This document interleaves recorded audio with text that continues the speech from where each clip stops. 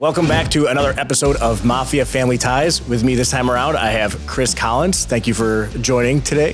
Thanks for having me, Dale. It's an honor to be here, and I love looking in your sparkly blue eyes. Thanks.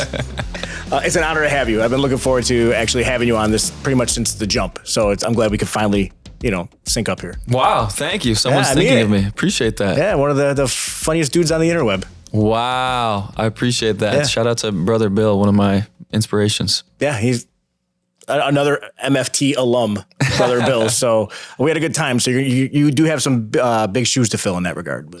I think he wears like a 9.5, but I'll do my best. Thank you so much. I wear a 9.5. We could trade shoes. That's awesome. So again, thanks for coming on. So you are a Western New York native, big Bills fan.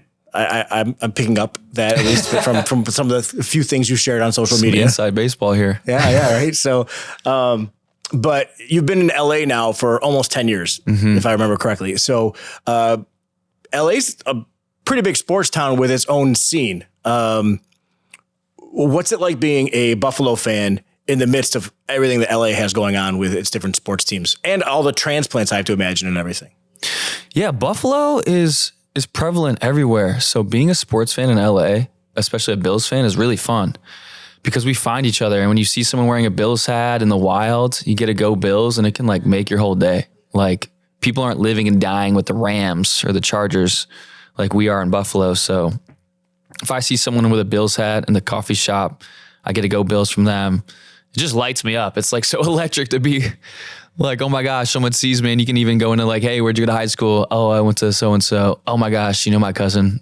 Suddenly you have a friend. So that's 100% believable too. Exactly. That happens all the time. So I love being a Buffalo fan in LA. It's just like it's a calling card, and most people from Buffalo are really nice. So it's great.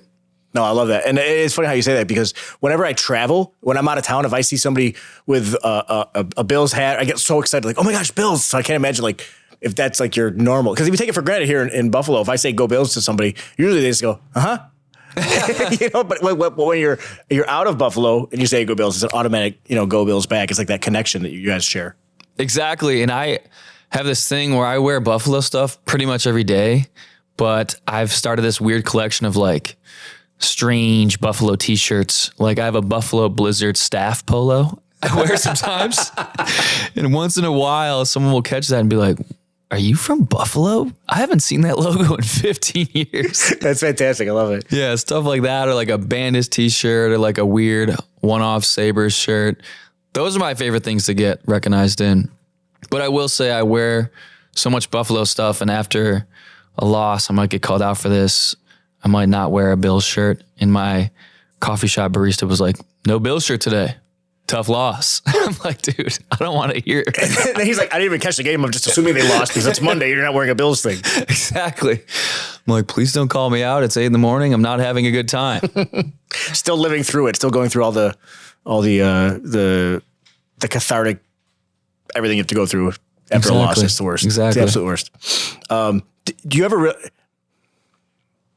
watch a game, the Bills lose 1 p.m. game, and just not consume football until maybe Thursday, right? 1,000%. And for us in LA, it's at 10 a.m.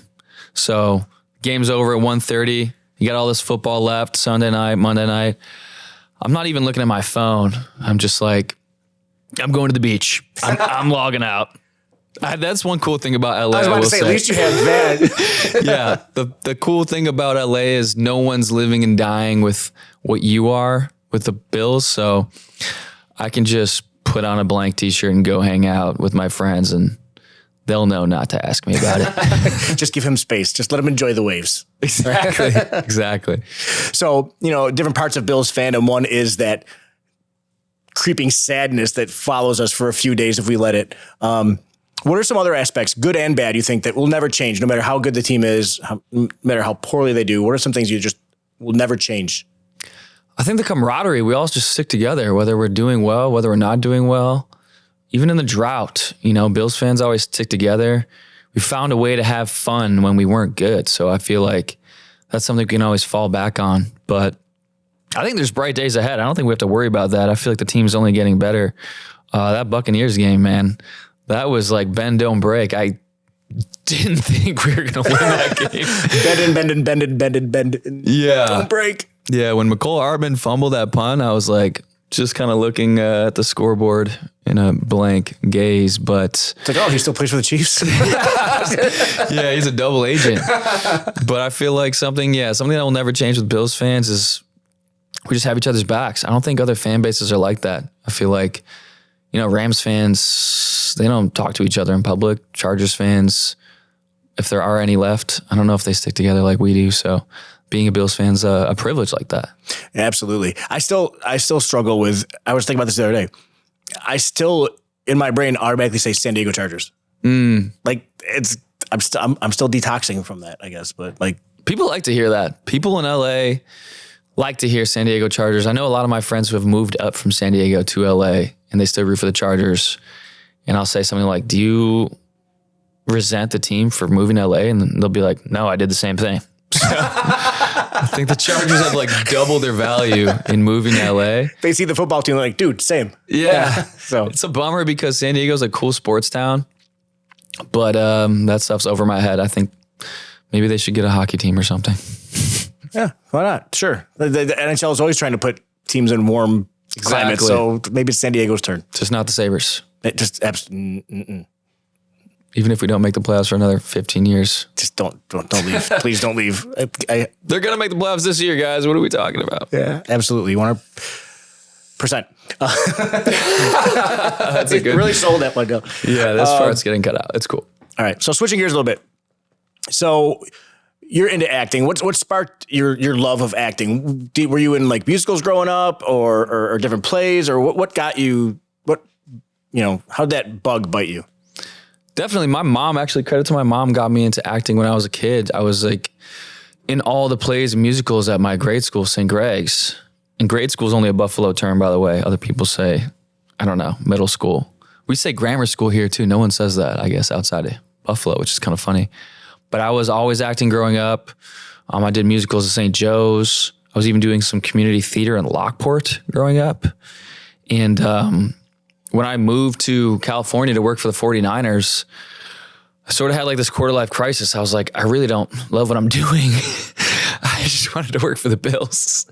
I used to work for the Bills and I got traded to the 49ers for a ream of paper and some footballs.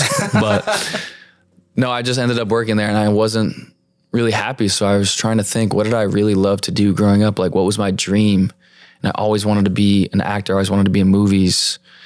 Movies like Agent Cody Banks and Cheaper by the Dozen, like those, like the real classics. Exactly. Those like tween movies, really, like, I don't know, I wanted to be a part of those. So when I was with the 49ers, I got an agent and started auditioning in San Francisco and booked a couple of tiny little things. And I just said, this is way too much fun acting.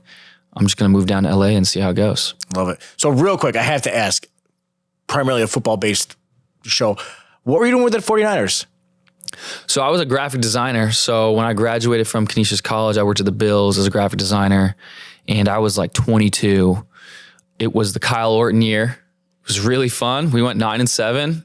We picked off Aaron Rodgers and beat the Packers at home. Marcus Thigpen punt return for my real ones out there. Was that the Bacardi Rambo game? That was the Bacardi Rambo game. I called it Bacardi. Bacardi Rambo. Yeah. Yeah. I was a graphic designer. So then Terry Pagula bought the team that year. And I ended up getting a job with the 49ers and driving out to California. So I did the same exact thing at the 49ers as a graphic designer. All right, cool. A lot of spec work. A lot of spec work? What do you mean? Like in terms of like, we need a graphic that looks like this and you have to like just templated stuff out that you have to like put together? Or, exactly. Yeah. A lot of 49ers win graphics that never made it to the light of day because Blaine Gabbert was the quarterback. The Blaine train, I think we won 4 games that year. The 49ers being we. Yeah. They. Yeah. So, all right. So got an agent, started doing small little projects and everything. You're also doing comedy. And I enjoy I enjoy your bits with the stand up and everything on Instagram. But like, do those two go in hand? Like, how did that work out? It's a great question. I feel like comedy and acting, doing those sketches, it's all just sort of a blend of trying to be creative. Social media is like a crucial part of trying to make it in LA. it's like this tangible thing you can show people, look, I try really hard. I'm bought in. I do this. I can edit. You have to be able to do everything now if you're going for it in LA. So people want to look you up instead of looking at your reel or your website. Now they just look at your Instagram or your TikTok, God forbid. And they just want to see if you're, pounding the pavement, like going for it, trying, being consistent, being funny. They just want to see proof that you're funny. So if you can make that happen on Instagram, it goes a long way. So luckily I found this niche with Bills videos. I mean, during COVID, I had some Bills videos going out there that sort of like got me a little bit of traction, and I credit everyone from Buffalo helping me out, because if I put out a clip that's not about the Bills, it kind of like comes and goes. But if I put out a clip about Josh Allen winning the MVP, I mean, it blows up. So people from Buffalo support people from Buffalo. I'm really grateful for that. No, absolutely. And I've noticed that as well too. Like I'll post about anything on Twitter or Instagram, and if it's not Bills related, it's like crickets. But if I just post something with like some little Bills reference, either that or the algorithm's like, oh yeah, I know all these people want to see it. But like other stuff, people don't give a rip about anything I really also care about. Exactly. Just the Bills. Give me Bills, Dell. Give me Bills. Come on. I feel like it's a positive thing because people just want to find common ground. And sports is such a tribal thing. It's like in us. It's where we're from. Like the colors. It's like very native to like what we grew up on. So people just resonate with it super hard. And I think it's positive. I mean, yeah, I might not have a perfect take on airplane food that resonates with everybody, but my take on the drought era GM decisions, like that hits home with people for some reason. Yeah, I think it's like it's all burned into our shared trauma. It's triggering in like a funny way. Yeah. So speaking of triggering things in a funny way, you do a lot of Buffalo content, like you mentioned a moment ago. How did you realize like that there really was a market for that? Was it just like nobody was liking anything else that you were doing, or just that was your authentic self, or like how did that kind of come together? Yeah, I feel like during COVID, there was such a need to laugh. People were bummed out, and the Bills were like all I was thinking about. I mean, there was nothing to do. We weren't working. So during COVID, I just started making all these videos about the Bills. And I mean, credit to Josh Allen being really good. And we were fun to watch during COVID. I don't know if it'd be really easy to make videos about Trent Edwards doing anything. But during COVID, I really started going super hard in just writing and making sketches. Brother Bill and I became friends. The internet told us to link up, and we became friends. Is that how you guys like met each other? Was just like suggested whatever? People were tagging us in each other's tweets and being like, "You guys should make a video together." And I got his number, and we just called each other, and we're like, "He's such a good guy." Obviously, he's sat in the same chair, but he's just such a good guy. The more you get to know him, the more you realize he's like just one of the best people around. So he kind of inspired me to keep going. He's so consistent with his videos every week. I was like, I got to get on this guy's level. And I even took like a pretty big break. I was sort of like going really hard with auditions and stand up, and told myself I didn't have time. But, he runs a full barbershop by himself. He makes time. So I just told myself, keep making Bills content. People like it. People are rooting for me. Even my family and friends, they're like, keep making videos. I remember when people were referencing videos I had made 2-3 years ago, like, where's you got to make more. I'm like, man, it's been 3 years. I got to get back out here. So yeah, I feel like a lot of people inspire me to keep going. Good stuff. Well, I appreciate it. I get a laugh every single time. It's so relatable. We were just talking about one beforehand, just like, oh, yep, that's every single dude in Buffalo when the Bills lose or their fancy team. Every single guy. Like, you've been a sideline photographer a couple times in the past. A lot of people could only even just dream about that level of access. Like, so how did that come about? And tell me a little bit about that experience. Right. So I graduated from St. Joe's, Go Joe's, Be Canisius. And my teacher, Jim McCoy, was a photographer for the Buffalo News for like a million years, I'll just say. And he's a super good guy, family friend. And he photographed every Bills game for like 25, 30 years, didn't miss one. And once in a blue moon, he would need an assistant, which is basically him just doing me a favor, giving me a sideline pass. So I came on the field with him a couple times. I remember one game we played Dolphins on Christmas Eve. I think we lost in overtime. Just absolute heartbreaker. I 100% believe this, yes. Yeah. Another game, Marcus Thigpen came in and beat the Bengals, I think, really late in the game. Marquise Goodwin, like 40-yard touchdown right in front of me. Epic. I remember another time, Sammy Watkins caught a touchdown, long touchdown right in front of us. And the big thing being the photographer's assistant, he's got a long lens camera for the faraway shots and a short lens for the ones right in front. So I think Thigpen threw a bomb, Sammy caught it, and I had the short lens around my shoulder and it got stuck. I was trying to take it off. He's like, give me the camera, and I couldn't get it off. This will be your last gig, Collins. Exactly.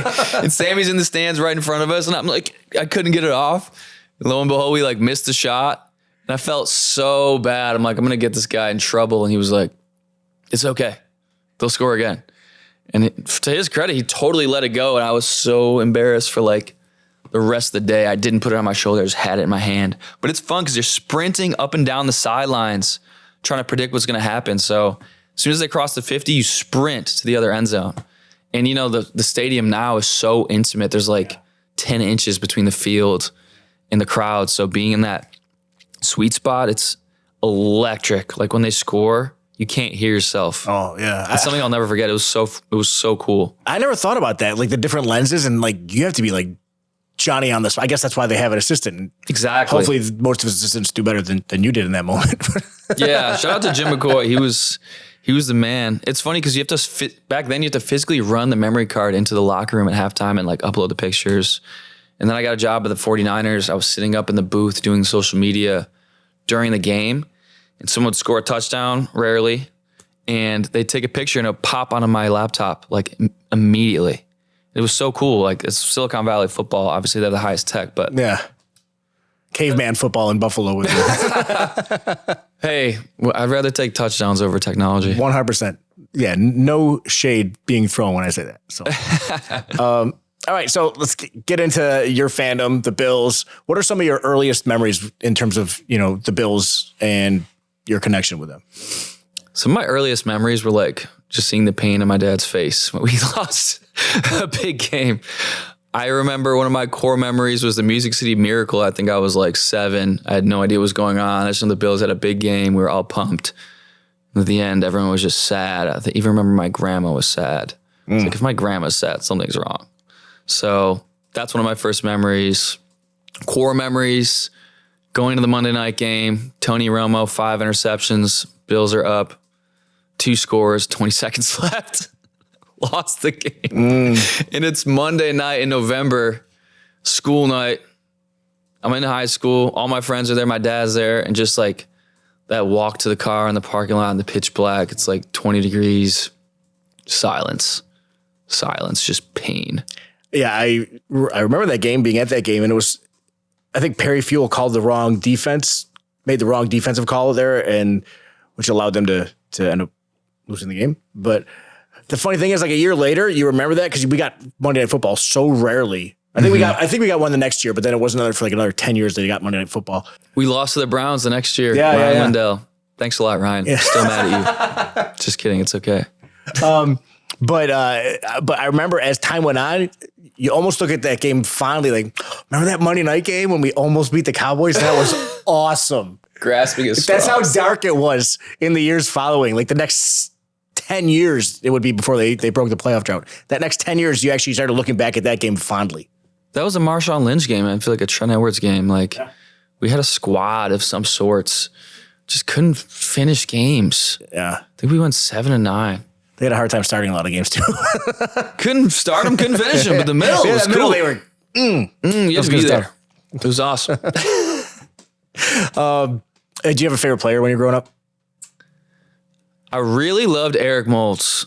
Eric Moulds was my favorite player. He could just light up any game. He was such a beast. I really liked Flutie to him. That was my favorite connection. I was a big wide receiver guy. Then I loved Lee Evans and then Stevie Johnson. And then Stevie became like a friend. Came over to my parents' house for dinner. I remember we had turkey burger sliders. Fantastic. It was awesome. And he was such a humble guy, like normal guy. Drove a Toyota, like just salt of the earth person. Super nice guy. And he kind of let me follow him around with a camera. And we'd kind of make these little vlogs on YouTube before anyone knew what YouTube was. ended up inviting me to his wedding like a while later. I love it. In San Diego. That's fantastic. Where there's no longer a football team. There's no I've heard. So like, yeah, I would say the wide receivers during the drought era were some of my favorites. And just some real quick love for Stevie. Like, he's such a different dude. Like the way that he embraced social media early on, and he was just, to this day, he's still doing things that no other athlete does. Now, a lot of the athletes' accounts are run by their managers or they're a brand and everything, but Stevie's has been authentic since, I don't think he's ever turned over the controls of that Twitter account. Like, he's so real and interactive with fans. He's just a special guy. He's a great guy. He's a great dad. Became a dad at a really young age. Was always around for his kids. His kids are all like perfect people. Like, his kids are like funny, interesting, smart kids. And I went to his house. He's got a bowling alley in his house. I mean, this guy. Okay, so maybe not that relatable, Stevie. No. Here's the thing, though. Bowling alley in his house, but we go out somewhere. We go to a gas station, get a bottle of water. What brand does he get? 7-Eleven. He's just on the 7-Eleven water. Like, he's such a humble guy, good guy. And I used to compare him to Kid Cudi for some reason because he was such a different, like, pioneer, just sort of vulnerable guy. He was very vulnerable when he was on the Bills. He would kind of blurt things out. People would call him out for it. Sometimes it didn't pan out so perfectly, but he was always authentically himself, like you said. So I always credit him with that. And he was a 7th round draft pick. Yep. He started playing football, I think his junior year of high school. Like, he was late to the game. I think he went to junior college in California, Kentucky guy. And I remember when they gave him the keys to the first string, like, they traded Lee Evans. You remember that randomly during training camp? And I remember he looked at me and I was like, I guess you're up, dude. Good luck with that. He did it. He did it though, right? I mean, Yeah. that was 11, I think, right? Yeah, that was 2011. Wait, it just occurred to me. Were you the one that was filming like half the stuff he was doing with his cousin and posting on? That was you? G5, GI, Sean Corey, still a Buffalo guy, making beats for West Side Gun. Buffalo guy, born and raised off of, what's that street over there? Watson, over off Jefferson. Some interesting times hanging in the cut. I was going to Canisius College. I was on the east side of Buffalo. Fantastic. I love it. I just realized, like, that was one of the things that made Stevie so special too, was like, that was such a dark time in Bills history to have somebody who was like a personality, because it felt like a lot of the guys they had were just Jags, right? Just a guy, right? But Stevie is like, oh my gosh, we have like kind of like star power on the team. So thanks for bringing that to light. Thanks for helping make that happen. Dude, it was not on me. I'll take credit where I can get it. I had him hanging out at Canisius College once in a while. Shout out to Canisius. Shout out to Brett. Canisius College guy on the keys back here. Go Griffs. I love it. You won't hear that very often on this podcast, by the way. I think you broke the seal. You broke the seal. Yeah. All right. So going back to the team, long history. Did you go to a lot of games growing up, or as you got older? Like, what was your experience like that going to games? My experience going to games was my dad had season tickets. His dad had season tickets. So I could always go to a game, but I was a little reluctant as a kid to go because they were long games. And I didn't really know how football worked. I was a huge Sabres fan growing up. I was a Bills fan, obviously, but going to Sabres games was such a treat because it's inside. It's not that long. You know, the Sabres were really good. They were always winning. So I was always jumping at the chance to go to Sabres games, but I went to a lot of Bills games growing up. And I knew my dad really appreciated when I went because it was like a core memory thing for him and I. My dad went to the first Bills game at the Ralph with his dad. And I remember he told me it was super epic. Everyone was going crazy. It was like 1972. They kicked the ball off to the Washington formerly. And the guy runs it back for a touchdown. And everyone just sat down. So I think hopefully the new stadium will have a better memory. Was that a preseason game, I think, right? That was preseason game. I've heard that story before. And I think the first play of the preseason game at the new stadium will be electric. I mean, obviously the first. You're going with your dad, I hope. Exactly. He told me, he's like, you got to be there for the preseason game. I know it's preseason, but it's a thing. So hopefully. Just be prepared, Chris. It's not going to go well. Let's we'll win get the through toss. it, son. That's fantastic. So through all this time, the stadium's kind of gone through different eras, even even in your lifetime, a young guy like you. How do some of the different eras stand out to you? Or do you see them as eras, or like the growth and the time spent in Orchard Park at the current Highmark Stadium? Like how do you block that off in terms of time chunks in your brain, if you do? Sure. Having worked at the Bills for a year, I was there every day. So like I kind of have a before that and an after that. And being there every day was really cool because you'd be in the office, it's across the parking lot, and then once in a blue moon, someone like Rachel Licata or Anna Stolzenberg, who still works there, shout out to her, amazing at what she does, would send me over to the Ralph and be like, go up to the third floor where Ralph Wilson's old office used to be and dig through the 3,000 cardboard boxes and just find something we can like give away on Twitter. I was like, okay. And they give me this like janitor ring of keys and I'd be over there. There's no heat on in the building. It's like, snowing out. I'm just fumbling through these keys, opening up this door, and there's like Adelphia merch everywhere. Like all this like random Tom Golisano level stuff, just random stuff. Find a Flutie signed mini helmet, debate taking one for myself, not doing it, but sure. Yeah, I never took anything, but I feel like, the stadium up until that point to me was just like a blur. Cause I'd go there with my dad. And do you remember when the power went out of the one game? 2008? Yeah. The Chargers game. The Chargers again. The Chargers. They didn't charge us. They did not. The Chargers, that was a horrible bit. Cut that out. But I remember that game being there. The power goes out. I don't think the scoreboard was even on. And they were just like, the game goes on. We got clocks down here. We got timers. And I remember the hallways were like Attica, just like pitch black, people screaming, like flashlights going to the bathroom. I never thought about that aspect because I wasn't there for that game. It was nuts. It was nuts. Like there's so many funny things used to happen at the Bills Stadium that like, because we were such a off the beaten path franchise, teams would come play us and be like, where are we? So I feel like up until the McDermott era, like the Bills was such a, I don't want to say irrelevant, but we were really off the beaten. That's a good way to put it, like off the beaten path a little bit. I think Rex Ryan brought a little bit of like notoriety, more of like the circus is in town. Like, let's go see the circus. Exactly. I was actually at the Bills. It was like my I don't mean to keep bragging like I was at the Bills. I got lucky being at the Bills. Proud of your story, dude. I had no business being at the Bills, but like. Apparently you did. Like, who else is going to rifle through, steal all of Ralph Wilson's old. I was there. They hired Rex. We were all fired up because remember, Marone quit on us. Yeah. It was like New Year's Eve. We were all mad. And remember, he was going to walk into the Jets and get a job. And then Freddie Jackson kind of put the word out like, no, he's a bum. He got blackballed for good reason. And I remember Rex Ryan gets hired. He comes in, he gives the staff a speech. So we're all called down to like the players' meeting room. It's like February. And Rex just does a tight 10 of stand-up comedy. And like was killing. Like he had to have written jokes. Yeah.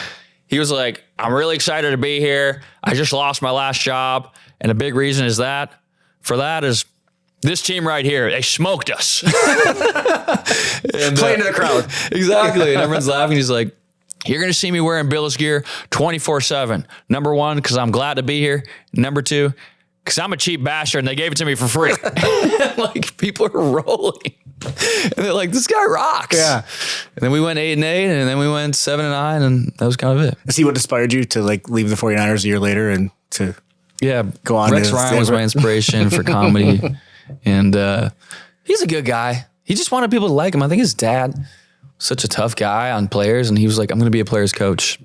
But he's doing well on TV. That's a really good perspective because Buddy was a different dude than Rex and Rob. Exactly. Yeah. Huh. Cool. That's an interesting story.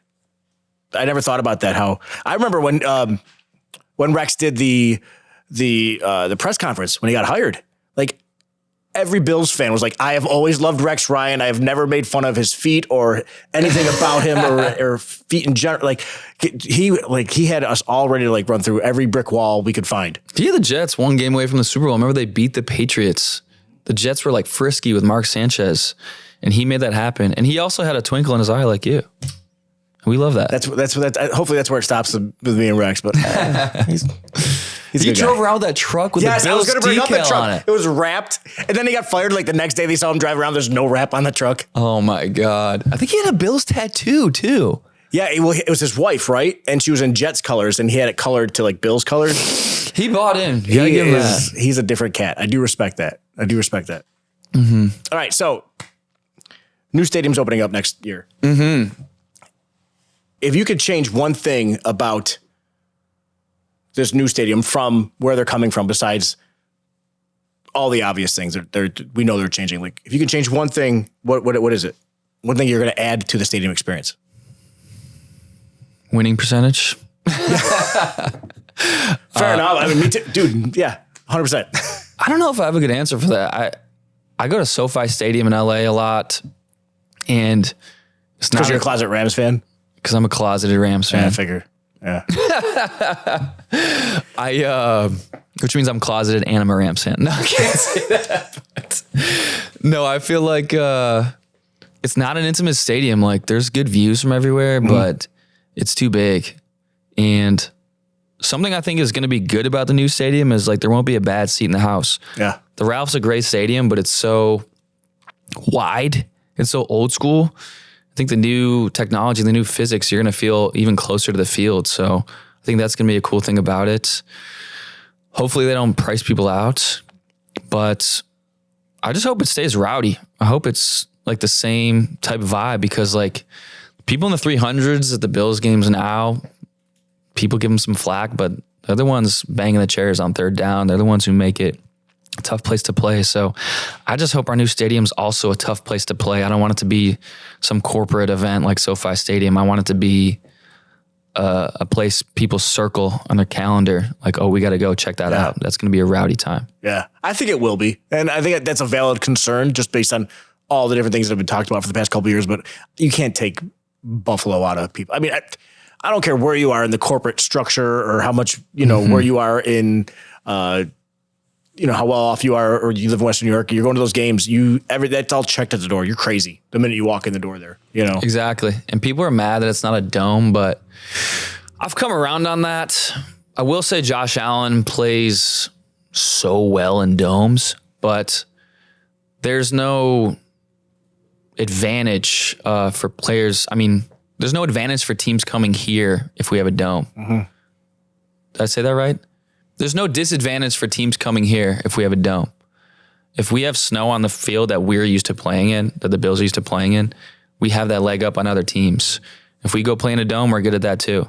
So I don't want the Dolphins to come here and, oh, it's a dome, it's no big deal. We always beat the Dolphins in the snow. That's just a guarantee. So I'm glad we're still going to have a little bit of snow on the ground. Why not? We also have a heated field now, so like that's cool. Yeah, I'm with you on that front. I mean, I have my seats; they're under the covering, so I get my dome experience. Yeah, sure, no problem. Players, they got to rough it, but they're all right the rest of the week, so they're fine. They're making the big bucks. Yeah, they're doing okay. But so all right, so you're in LA. Have you managed to find any Bills fans out west besides the occasional Go Bills at the coffee shop? Like, is there a backers bar you hang out at, or like, what's your ritual like that on Sundays? There is a Bills bar right by my apartment in LA. It's called Busby's West. It's on Santa Monica Boulevard in Santa Monica. Can't beat it. It's a rowdy, good time. It's huge. There's like 10 rooms. I will say I've put in my 10,000 hours at Busby's, and it used to be my ritual back when I was 23 and I didn't have cable or YouTube TV. I would be there religiously, and I saw the Texans playoff loss in there. I've seen some rough games in there. I saw the Bengals playoff loss in there. I saw the DeMar moment in there. So I have mixed emotions walking back in there. There's like shared trauma when you walk in. Exactly. Yeah. So I've been watching a lot of the games at the apartment now. I feel like watching meaningful games is like a vulnerable thing. And I don't want to be in a place where I might have a breakdown with a bunch of strangers. Every person watching this is like, I get it.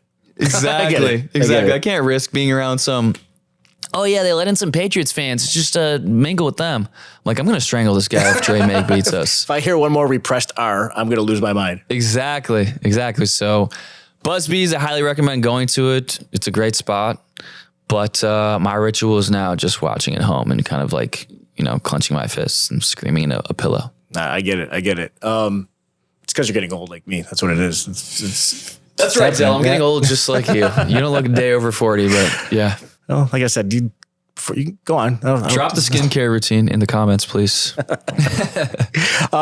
So you're in LA, lots of transplants. When people hear you're from Buffalo, does their perception of you change? Do they start bringing things up? Are there misconceptions that they have? Like, what's that experience when you share that fact about you with someone who's out in LA? Right. I actually talk about this on stage because people in the West Coast don't know where Buffalo is. They always say like, New York. I'm like, obviously. Like, where else? No, the Wyoming, like the little town in Wyoming. Like, people have to confirm it's in New York. They also think it's right near New York City. Yep. It's not near New York City. It's near Toronto. Moving on. And then they always say, are you a big Bills fan? I'm like, yeah, I'm a white guy from the East Coast. If you don't think I like football, obviously I'm a big Bills fan. Like, oh, you're from LA? Do you like the sun? Like, yes, I like the Bills. And then they always say this. Good analogy, actually. Exactly. Yeah. And they always say this. Is this their year? I'm like, I hope so. Like, and then they always, the good people will say this. I think they're going to do it this year. And they're just trying to get a rise out of me, but I'll say like, from your lips to God's ears, brother. And then I go in for a hug. And then they say, sir, there's going to be a couple questions on the screen. Just. It's fantastic. Yeah. One thing I've seen is a lot of people, maybe they aren't Bills fans, but everybody's a Josh Allen fan. People love Josh Allen. I was at the coffee shop the other day and this girl said, go Bills to me. I was like, go Bills. Are you a Bills fan? She's, no, I just think Josh Allen's cute. I was like, hey, me too. I get it. Right. He's adorable. Yeah. So yeah, in terms of like, you talk about the misconception of New York City and Buffalo. I remember, I think it was Marshawn said when he got drafted, he thought that Jay-Z was going to be picking him up at the airport. We love Marshawn. He's a national treasure. Yeah, absolutely. He's not a geographer, but he's a great guy. I'd have to check concert history, but I don't know if Jay-Z has ever even set foot in Buffalo. I feel like he did. Didn't Beyonce play here one time? Probably. Zach's giving me a thumbs up. Yeah. Zach not talking this long. He's turning blue. What was that? All right. So you have some really funny sketches on Instagram and I'm assuming TikTok. Sorry, I'm too lazy to post on TikTok. TikTok was the first app that I ever opened. And I'm actually stealing this from the 26 Church creative director, Josh, but it applies for me too. But this is his line. It's the first app that I ever opened and immediately within 3 seconds said, yep, I'm too old for this. I closed it right away. It's like, that's a good sign. It I can't figure out the interface. It doesn't look like anything I really care to maybe see, at least, so. That's but anyway, so a lot of sketches that you do on Instagram and everything. If you could have one player, past or present, join you, who are you drafting? Obviously, I have to say Josh. Josh is like a little bit of an actor. He's in like every commercial now, which he's earned. That would be really fun. But for a one-off answer, Marshawn Lynch. Marshawn Lynch? Yeah. Marshawn Lynch. My friend worked on a commercial with Marshawn Lynch for Xbox like 10 years ago. And he said he was in his trailer with a bottle of Hennessy and they had to like make him come out. And my friend had worked with him a couple times, like by request. And they sent my friend Josh Breckus in to bring him out. And Marshawn's like, oh, you are here. All right, here I come. So I think working with Marshawn would be really fun. He's a great improviser. He did some improvising with Conan. And I mean, if you can hang with Conan, you can hang with anybody. I was about to bring that up. That Mortal Kombat preview that he did with Gronkowski before the Super Bowl it's probably a top 5 television comedic moment for me involving a football player. It's one of the funniest things I have ever seen, just their reactions to everything and everything. Yeah, Marshawn's amazing. He's going to go to the Hall of Fame and he's going to wear the Bills jersey on the podium. Mark my words. I've got an inside word from myself. I was about to say, I feel like that's not true, but sure, whatever. Yeah, that sounds good. The Marshawn Lynch Royal Blue throwback Bills jersey, Reebok. That's on my grail list. I need that jersey if anyone out there is making donations or selling one for under $100. Hit me up. Yeah, just tag him in the comments, right? Thank you so much. All right, so last thing, big chicken wing fan, bringing up on every single episode. I know you're in case you didn't realize that. Yeah. Love it. What's the LA scene like? Is there a scene for any kind of chicken wings or Buffalo fare? Just want to tap this before I say this. No. There are barely any good chicken wings in LA. There's one good spot I co-signed called Ye Rustic Inn. It's in Ye Rustic Inn? Ye Rustic Inn. It's a dive bar. There's not a single window. It's midnight in there at all times, which is kind of cool. It feels like a bar on Allen Street. It's in Los Feliz, which is sort of an Allen Street vibe. The wings there are top shelf. They're really good. They have good blue cheese. It's just funny, hip place. I mean, you can't tell who's working there. They don't wear uniforms. They kind of like, some person will blurt out, "What do you want to eat?" I'm like, "Oh, you're our server." So the wings there are great. They're crispy. I just ate them the other day, but it's so far from Santa Monica where I live.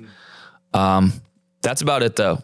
I think there's actually an opportunity for someone to come to LA and put up like a Buffalo themed restaurant. I'm not a restaurateur by that, but we need wings in LA. I need wings. I won't even, you have to cut this part out, but sometimes I'll break the emergency glass and get Wingstop. I can't even believe I just admitted that on camera. It's so mortifying. I've never had Wingstop, and they actually have one here in Buffalo now, which I think is like, I mean, the clock is ticking. Like, it won't be open long, I have to imagine, but like. Sometimes you're down bad. And you know. Did you dip them in ranch too? Chill out. You monster. Everybody be cool. Everybody be cool, okay? I just opened up. You gonna use this against me now? Yeah, I said it. I've gone to Wingstop. Sue me. I've been in LA a long time. Yeah. Save space. It's okay. It's all right.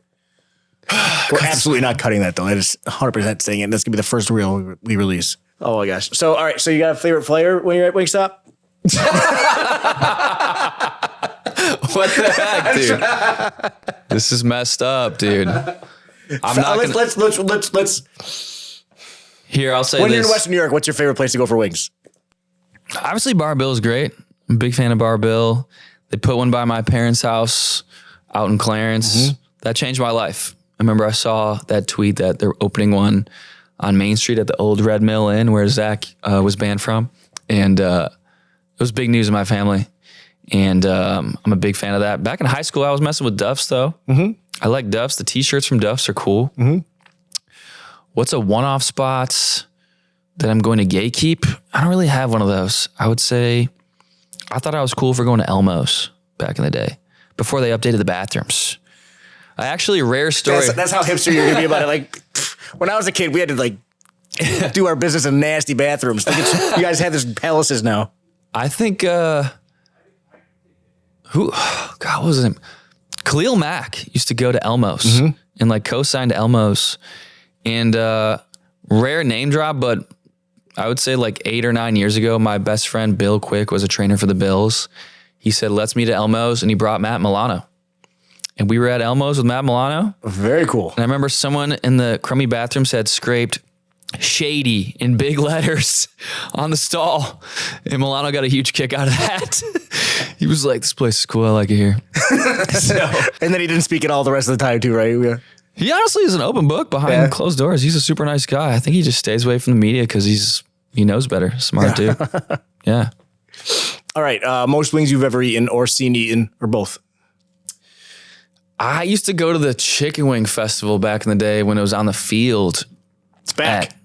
At Salins? At the Coca-Cola field? This year it was, yeah. Great. That's where it should be. I saw Badlands Booker probably put down a 50-piece in 10 minutes. I don't know. Gross. He was probably inhaling the bones at that point, but I I don't think I've put down 20 in one sitting. I'm not a big dude like that. I feel like that's my max. I'm a big blue cheese guy. I need blue cheese on like every bite, and I think that fills you up. And I'm a fry guy too. You mentioned Duff's a few minutes ago. The one thing I like about Duff's is you'll get their like, it's usually just like their medium hot, or maybe it's just whoever's cooking that they're preparing it. But like you get that soup at the bottom. You get the straight fries. Oh, of course. That's exactly why you go. Something about those wooden bowls. I know, right? I love those wooden bowls. And the one on Sheridan and Millersport, I swear, is different than every other. Oh, that's the only. Yeah. That one's the best one. I used to go there in high school and be like, no one knows about this place except for us. And every person that drives down Sheridan Drive in the main thoroughfare. I like how it looks like a Pueblo or something. It used to be, I guess, it used to be a roadhouse, like way back in the day. My dad tells me it was like all fields around there, and it was like just like this one random building. I love it. Unless my dad's a liar, and maybe none of that's true, but like we're gonna pass on. I like how old school it is in there. It feels like a bingo hall. It's got the wood paneling on the walls and everything. Weird old chairs. Yeah. I like it in there. Yeah. A lot of love. Well, dude, this was great. Long time coming. I'm glad you could make it. Fit us into your schedule while you're here in town and everything. So good luck with everything you have going on in LA, and keep putting out those videos. I'll keep double tapping each one that comes along. Real quick, Del, I got to give you your flowers. You're such a gem. Like, other fan bases don't have a Del Reed. Like, we're so lucky to have you as a part of Bills Mafia. You lead by example, and you're such a great person we can all look up to, and how selfless you've been. You could have easily just started a t-shirt company, but you started a movement, you started a charity. And I feel like you're over $2 million donated to charity and good causes, including Camp Good Days, which is where my mom volunteers. So I just want to say thanks from Bills Mafia, dude. You're the fan of the year, but you're the fan of our lifetime. We appreciate you, man. We love you. So thank you for being like the best North Star for everybody, man. Well, kind words. It means a lot. And I've got that 20 waiting for you after we wrap. So. It's 30. Okay, cool. It's recorded. Too late now. Thanks, thank you. Man. Kind words. It means a lot. Thank you very much. Of course, brother. Go Bills. Go Bills. Go Bills.